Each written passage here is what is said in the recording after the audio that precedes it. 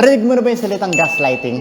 Nalala ko yung unang beses ko na naka-encounter yung word na yan. Medyo magulo yung pagkaka-deliver ko ng information. And pinagbintangan ako ng gagaslight. Eh di ko nga alam anong ibig sabihin ng word na yun ng mga time na yan.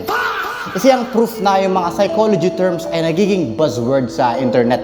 Kaya ngayong araw, intindihin natin kung ano nga ba talagang ibig sabihin ng gaslighting.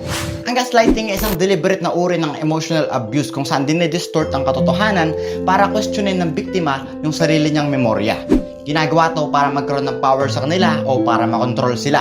Hindi to simpleng pagtanggi lang or pag-disagree. Ibang-iba yon. Ang phases nito ay nasisimula sa disarming or denial.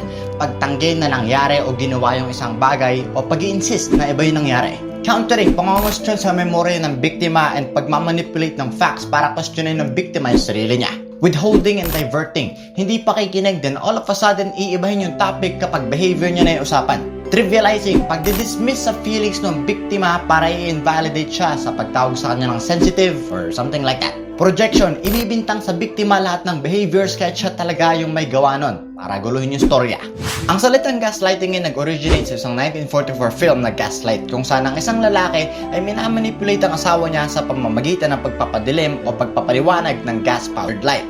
Sa tuwing napapansin to ng asawa niya, tinatanggi niya na siya yung may gawa nun at sinasabing imagination lang yun ng asawa niya.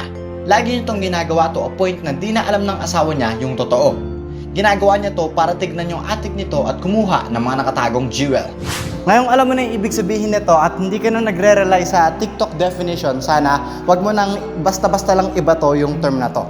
Pwede mo namang sabihin nililito imbes na ginagaslight, di ba?